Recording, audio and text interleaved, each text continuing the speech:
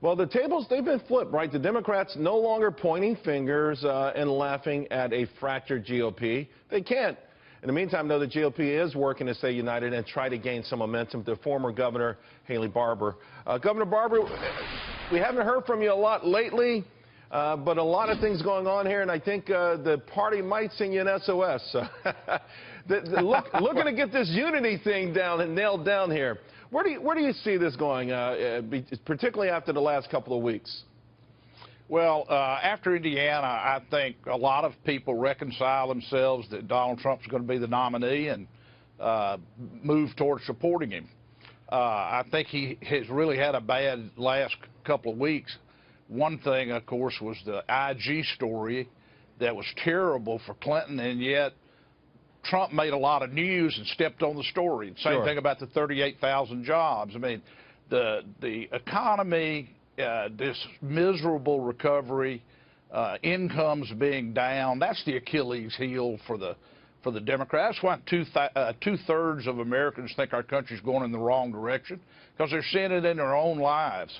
And that's, if this election is about Obama's policies and the results of those policies and Hillary Clinton's pledge to be a third term for Obama, then she's not going to win. Well, and every time we get off message and start talking about something else, we're taking our eye off the ball. Governor, you said after Indiana, a lot of people decided to support Donald Trump. In January, you had that infamous sort of dust-up, if you will, Donald Trump saying that the party should go for anyone not named Cruz or Trump. He took exception to that. Where are you now? Are you endorsing him? Are you supporting him? How much on board are you? Well, let's make this plain. When George Stephanopoulos told Trump that on Good Morning America, it was not true. My nephew, whose name is Henry Barbour, is who said that. Stephanopoulos later apologized for telling Trump wrong. So to me, that's water off a duck's back. But I did want to make sure your viewers understood that didn't happen. Look, life's a series of choices, and when the choice is between Hillary Clinton and Donald Trump, I'm for Donald Trump every time. Now, we just had Bernie Sanders with this much advertised meeting with President Obama a few moments ago.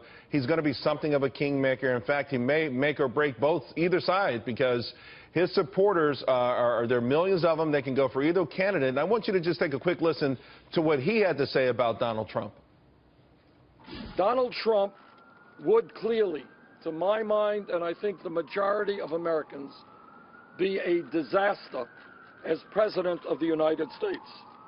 It is unbelievable to me, and I say this in all sincerity, that the Republican Party would have a candidate for president who in the year 2016 makes bigotry and discrimination the cornerstone of his campaign.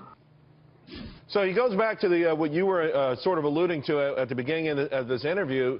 But now the Democrats also trying to say that Donald Trump wouldn't be good for the economy. It seems like a bridge too far, considering his success in the business world and the fact that he leads pretty big in that area. But it looks like one other area they want to go after him. Well, look, Bernie Sanders is a socialist and Donald Trump's a capitalist. Pretty simple. that socialist is not going to support a capitalist. And he is very comfortable supporting Hillary Clinton. He ran against her. But he knows as well as I do, she is nearly as far left as he. Time and time and time again in this campaign, she wrapped herself around President Obama to make plain that if she's elected, it's going to be like a third term for Obama. And Bernie Sanders may want that, but the American people don't. The American people know we got to have change, that our country's going in the wrong direction on almost every front. There are, though, elements of the Bernie Sanders platform that have cross currents with Donald Trump, particularly on trade.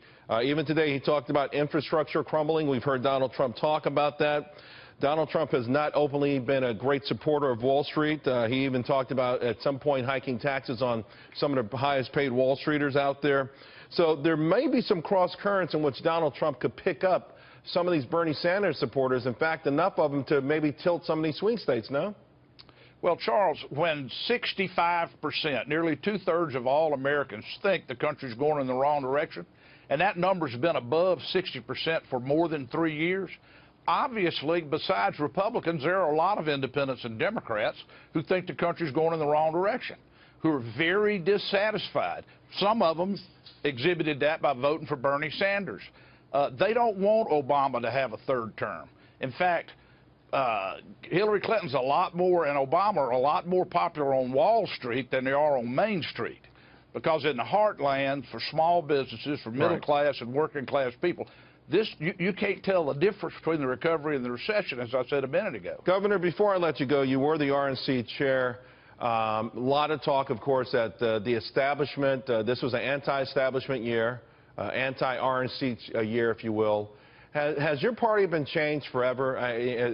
Donald Trump now controls the platform. He controls the message. And will things never be the way they were when you had more clout within the party? Well, we'll see. I mean, one thing that has changed tremendously, when I became chairman 20 years ago, there was the rise of conservative news media, Fox News, Rush Limbaugh, and they were very, very supportive of Republicans and conservatives. But in the last 3 years, the biggest critics, the most virulent critics for Republicans have been the conservative news media. Mad because, you know, they say that Republicans aren't pure enough. Republicans don't fight hard enough. Republicans cave in. And I really think that has had more effect on the standing of the party. But if you look at John Boehner, who has been roundly criticized by the right, in his last Congress, in 14, they sent 320 bills from the Republican House to the Democrat Senate. Harry Reid and the Democrats wouldn't take them up. But who got the blame in the media? John Boehner. Yeah. You know, sometimes things look a certain way and they're reported a certain way, but I think no matter what, Republican voters, they felt like they were let down by the establishment. That was the message, and it was heard loud and clear this cycle. Sir, thank you very much. It was an honor to have this discussion with you, and I hope to get you back on real soon. Thanks, Charles. Thanks a lot, Governor.